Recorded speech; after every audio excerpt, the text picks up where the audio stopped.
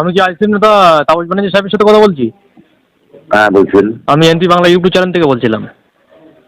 বলুন, কি জানতে চান? সোশ্যাল মিডিয়ায় একটি ভিডিও ভাইরাল হচ্ছে, আপনাদের পার্টির চেয়ারম্যান পীরজাদা নওশাদ সিদ্দিকী বিধানসভার বাইরে দাঁড়িয়েছিলেন। তিনি ফলো করলেন কিছু তৃণমূলের ঝান্ডা রাস্তায় পড়ে আছে। আপনাদের পার্টির চেয়ারম্যান নওশাদ সিদ্দিকী সে তৃণমূলের ঝান্ডাগুলো রাস্তা থেকে কুড়িয়ে এক জায়গায় লাগিয়ে দিচ্ছে। কি বলবেন এই বিষয়ে? কিন্তু এটা তো একটা সৌজন্যতার প্রতীক। তিনি দেখলেন যে একটা দলের পতাকা, সে দলটার সাথে আমাদের মিল নাই থাকতে পারে, বা ওনার মিল না থাকতে পারে, দ্বিমত থাকতে পারে, কিন্তু একটা দলের পতাকা লুণ্ঠিত হবে কেন? তারও তো গণতান্ত্রিক অধিকার আছে দল করবার। এটা তো ওর যারা লাগিয়েছে তাদের দেখার দায়িত্ব ছিল।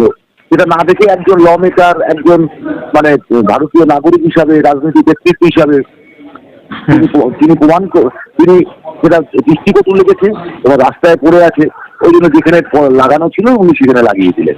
এর থেকে বড় উদারতা, ওই উদার রাজনীতিবিদ আর কে হতে পারে? এটা তো একটা উদার রাজনীতির পরিচয় দিয়েছেন উনি। সোশ্যাল মিডিয়ায় বিভিন্ন মানুষ বিভিন্ন ধরনের প্রশ্ন করছে যে কিছু মাস আগে আপনাদের পার্টির চেয়ারম্যান নওশাদ সিদ্দিকীকে ৪২ দিন বিনা অন্যায় জেল খাটিয়েছিল।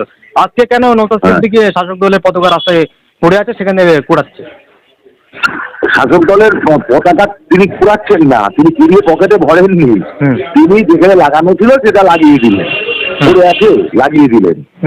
আর তার সাথে ৪২ দিন সম্পর্ক, জেল খাটানোর সম্পর্ক কি আছে? পতাকা ছোঁয়ার কোনো ভুল করেনি, পতাকা তো জেল খাটায়নি।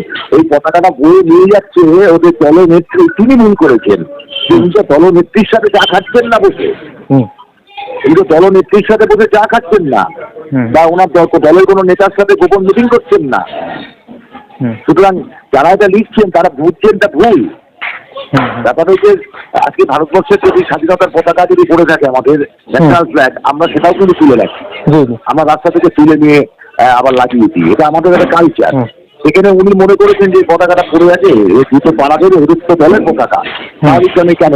মানে আমরা কি তৃণমূলের পতাকা পায়ের তলা দেওয়ার জন্য তো আর বসে নেই। তৃণমূলের রাজনীতির বিরোধিতা করছি, আমরা তৃণমূলের মতাদর্শের বিরোধিতা করছি, ওর কাজকর্মের বিরোধিতা করছি। পতাকার সাথে তার কোনো সম্পর্ক নেই। পতাকাটা ওরা বহন করে, ওরা সে মর্যাদা দেয় না, এটাকে প্রমাণ করলেন যে তোমরা যে দলটা করো সে দলটাকে তোমরা মর্যাদা দাও না। আর আমরা যে দলটা করি, আমরা যেমন আমাদের দলকে মর্যাদা দিই, তেমনি বিরোধী দলকেও আমরা মর্যাদা দিই। এটা মমতা ব্যানার্জির সৌজন্যতা নেই, উনি বিরোধী রাজনীতির কণ্ঠ রোধ করছেন। সুতরাং আর আমরা ক্ষমতায় এলে যে বিরোধী রাজনীতির কণ্ঠ রোধ করবো না, বিরোধী রাজনীতির অ্যাক্সেস দেবো, এটা নওশাদ সিদ্দিকী একটা নিদর্শন দেখালেন, একটা পতাকা তুলে।